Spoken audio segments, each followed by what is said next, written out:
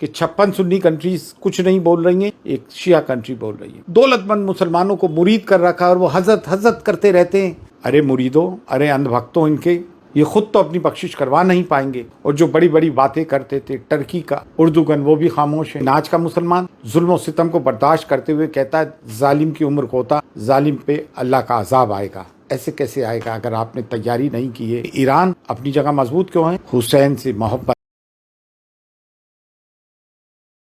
अस्सलाम वालेकुम, मैं सैयद सरवर चिश्ती अजमेर शरीफ से। 17 रमज़ान, जंग बद्र, आज के हालत हाजरा से हम कंपेयर करेंगे और इन कॉन्टेक्स्ट बात करेंगे। आज 17 रमज़ान सन 2024, कुल 313 नफर मुसलमानों के सामने वाले फारे मक्का के 1000 लोग, वेल इक्विप्ड, एक स्टैंडिंग आर्मी, तमाम तरह के हथियारों से और घोड़ों से लेस।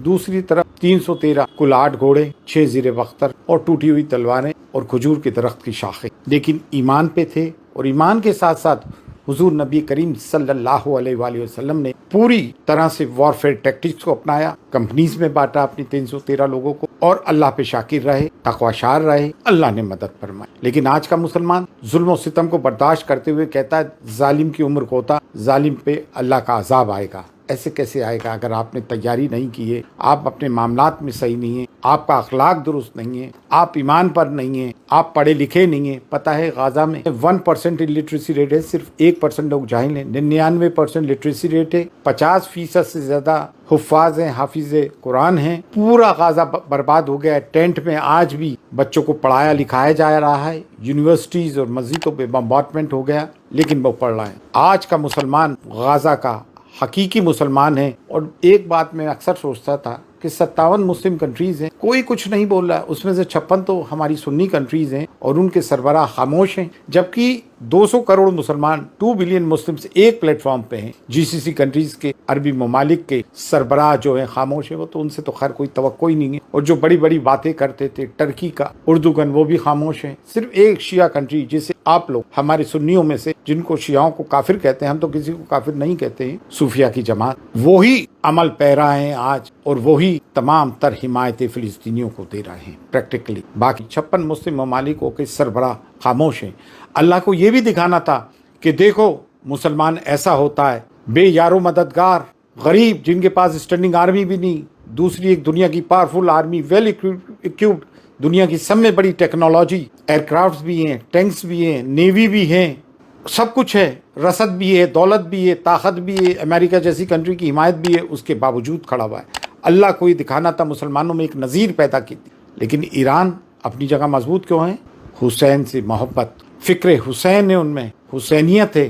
करबला को उन्होंने अपनी नज़ीर बनाया है। आज का मुसलमान, हम सुन्नियों में अगर अहले बैत के नाम पे अगर हम नाम भी रखते हैं, अगर हसन नाम रख दिया, हुसैन नाम रख दिया, अली नाम रख दिया, हैदर नाम रख दिया, सकीना नाम रख दिया, कुलसुम नाम रख दिया, सुगरा नाम रख दिया, जो कि रसूल के घर वालों का है, तो ये कहते हैं शिया है, रावजी है।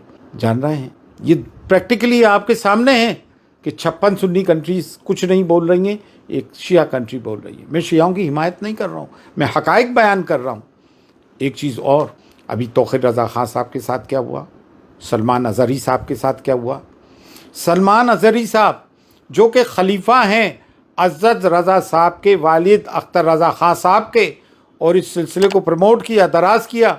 अज़्ज़द रज़ा साहब खामोश, उनके खानवादे तौक़ीर रज़ा साहब के साथ परेशानियाँ खामोश। तो उसके नतीजे में कल 16 रमज़ान को क्या हुआ, उनकी फाजिल बरेलवी अहमद रज़ा ख़ान साहब की दरगाह के बाहर किस किस्म के नारे लगाए गए। आप लोगों की कमज़ोरी से, जब आप एक दूसरे की हिमायत नहीं करोगे तो यही दिन देखने को मिलेंगे। आपकी चंद खानकाहों के जो लोग आपके मरून मिन्नत हैं, क्योंकि फिर उनको प्लेटफॉर्म नहीं मिलेगा, मिंबर नहीं मिलेंगे, मुरीदेन नहीं मिलेंगे, दौलतमंद मुरीदेन बेवकूफ़ नहीं मिलेंगे।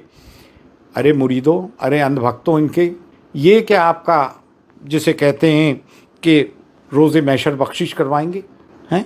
ये ख़ुद तो अपनी बख्शिश करवा नहीं पाएंगे। इनकी बैत फ़स्क करो। ये दीनों मिल्लत का जब मामला आया खामोश, ये अपने लोगों की मदद नहीं कर सके। तुम क्यों? डरे हुए हैं, करप्ट हैं, बेईमान हैं, समझे? जो बोलने वाले हैं, दरगाहों पे ये जो लोग इनके खानकाहों पे बैठ के दौलतमंद मुसलमानों को मुरीद कर रखा और वो हजरत हजरत करते रहते हैं। अरे अब तो कुछ सबक लो। یہ وہ لوگ ہیں جو کلاڑی میں لکڑی کے دستے ہیں، کچھ بک گئے ہیں اور کچھ ڈر گئے ہیں۔ تو میرا کہنے کا مطلب یہ ہے، لیکن ایک بات اور ہے، ہم مسلقی اختلافات پہ رہتے ہوئے آج بھارت کا مسلمان متحد ہے۔ وہ کیوں ہیں؟ کیونکہ ظلم اور مظالم جب ہم پہ ڈھائے جا رہا ہے تو ہم سب، یہ جو کوئی کہہ رہا ہے نا ہمیں مسلقی اختلافات ہیں، وہ قوم کو گمراہ کر رہا ہے۔ آج کی تاریخ میں بھارت کے مسلمانوں میں کوئی مسلقی اختلافات نہیں ہے، مسلقی اختلافات ہیں، اس کے باوجود ملت میں اتحاد ہے۔ انہی لوگوں نے مسلقی اختلافات پیدا کر رکھے، ان مولویوں نے جن کی روزی روٹی اس پر ہے، ان کی سنڈیکیٹ ہے، وہ پوری جو ان کی سنڈیکیٹ ہے، وہ عمارت ہے، وہ گر جائے گی اگر وہ ان اختلافات سے دور ہو جائیں گے۔ اور وہ لوگ جو سجادگان ہیں، خانقاہوں سے منسلک ہیں، درگاہوں سے، یا تو وہ ڈر گئے اپنے نذرانوں کے چکر میں یا وہ بک گئے۔ سب کو نظر میں رکھنا، کون جب وقت آیا کس نے ملت کے، دیکھیں CNRC میں کوئی علماء مشائخ نہیں آیا، جامعہ ملیہ کی اسٹوڈنٹس، شاہین باغ کی مستورات، ان کی وجہ سے ملت میں جوش آیا۔ کسی کی پرواہ مت کرو، ہمارے پاس سب میں بڑی طاقت لا الہ الا اللہ کی ہے۔ فی امان اللہ، اللہ حافظ۔